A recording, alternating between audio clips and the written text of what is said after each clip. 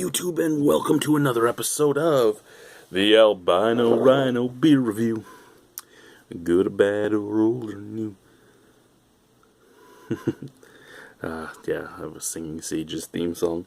I haven't put it up much because I've been doing these directly from the cell phone lately. So I'm going to pull the video camera out at one point and do a few on the video camera. Anyway, today we are doing a beer from BC.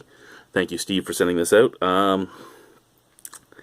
This is the day this box showed up today, and as soon as I pulled this out of the box, I'm like, oh my god, I'm going to have to drink that as soon as possible. So I'm drinking it right now. And this is McCools Hazelnut Porter from the Hearthstone Brewing Company.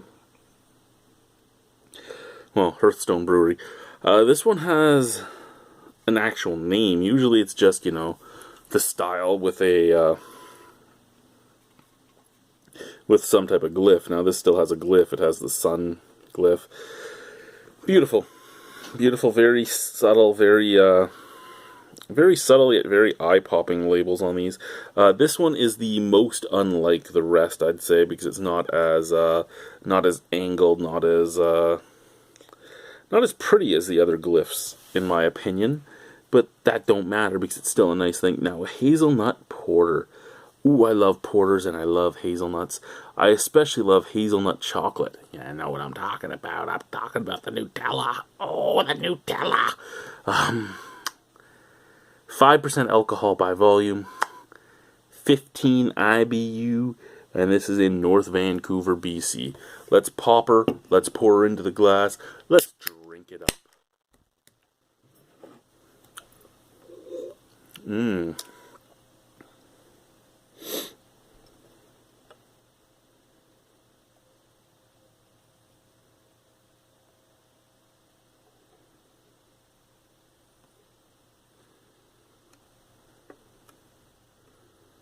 Now my eyes might be squintier than usual today, and I apologize for that. I'm actually using natural lighting. I have the basement windows open. I actually have a plant down here now to help clean the air better, because I started buying plants for the house. I thought, you know what, I've lived in the house for 6 years. I kind of should get some house plants. And I brought an ivy down here because it's good at cleaning air, and it doesn't take much to survive. And that thing is fucking popping. That ivy over there is popping. It's huge. So I have the blinds open and all that for the ivy. And yeah, so it makes me squinty. I apologize. I'm squintier than usual. Anyway, deep brown, basically black, off-white, mocha head, there we go. You can see it in the light there better. Big bubbles. It does have a little snap crackle pop. I can hear it from over here, but not much. Give her some sniffs, shall we? Okay, see, I think this beer has suffered the worst fate imaginable for a beer that's about to be reviewed. Lofty expectations. I had lofty expectations of what a hazelnut porter would smell like, and basically because I love hazelnuts, as I said, I cook with them. I've made my own style of Nutella with them. I've used hazelnuts plenty of times in my life, and I don't smell hazelnuts, and that's sad to me. I think a lofty expectation came into my mind with what this would be, and it's fallen short. And that's not a bad thing per se, it's just a sad thing. To have anything fall short of your expectations is sad, and it's even worse when you know you have to review it and then you're like, oh. So I'm smelling malt. I'm smelling sweet malt. I'm smelling a little bit of almost a smokiness and a nice coffee in there. A little bit of caramel as well. Like, it smells like a good porter. It does. It smells like a good porter. Just again, I had this build up in my mind. So let's try it. Cheers.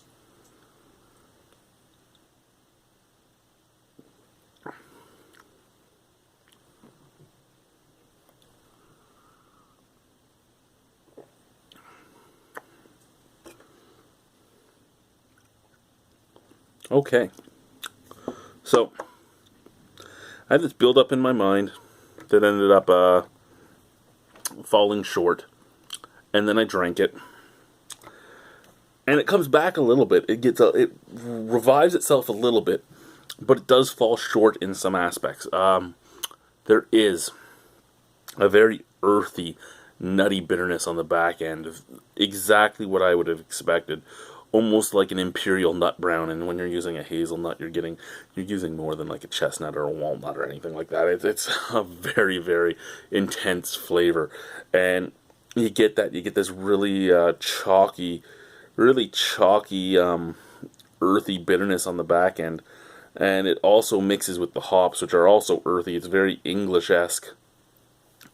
So the hazelnut is there, mixing really nice with some English hops on the back end, getting that mud pie flavoring in there.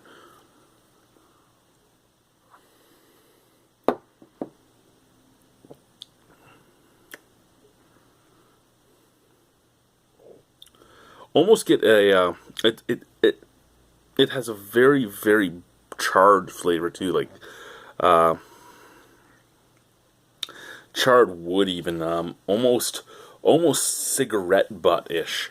For those of you that... it's such a bad name. There's a shot out there called a Dirty Mexican Asshole.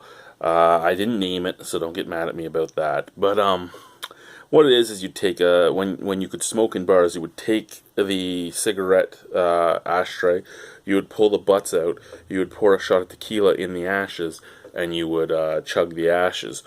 And it reminds me of cigarette ashes a little bit. There is a little bit of that ash-like characteristic right in the middle. And I know that doesn't sound all that appealing. No, it doesn't, but that burnt, ashy taste does work in a lot of dark beers, and it works in this beer. It just doesn't work into the way I really would hope it would work.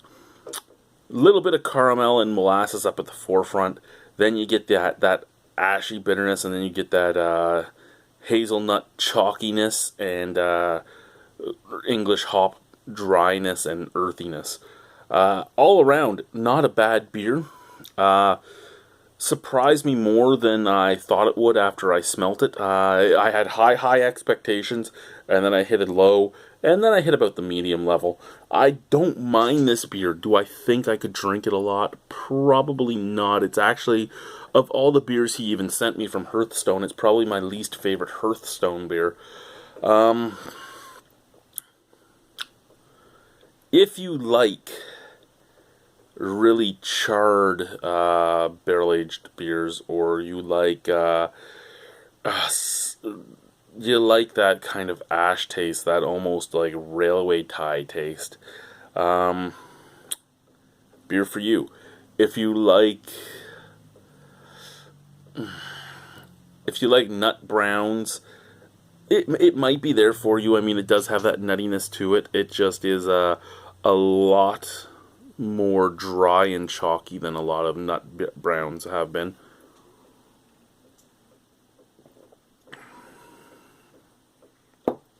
It does have one minuscule moment of like complete flatness too, in that you have the sweetness at the forefront, then you start getting the cigarette ash, and then it kind of just dies into almost soda water, and then it comes back to a little bit of cigarette ash and goes into that dry, chalky nuttiness and earthiness. And I mean that 1 second of soda water flatness is probably what makes me actually enjoy this, even with that ash taste, because that's not a taste I personally enjoy. But even with that taste, I like this beer, and I think it's that moment of relaxation on your palate. Out of 10 on it, I'll give it a...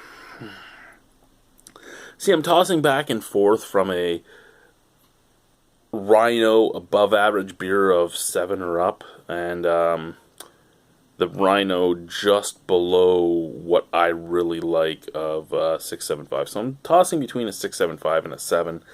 I think what I'm going to do is I'm going to chug what's left of it, and then I'll tell you what comes to my mind right off the bat. Because if I can chug this, It's probably worth a 7. If my body stops myself, it's worth a 6.75.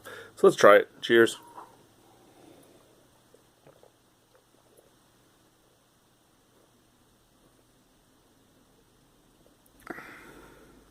Yeah, okay, a 7.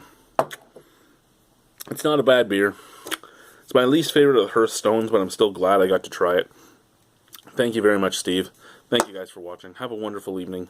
Bye-bye. Boo-doo.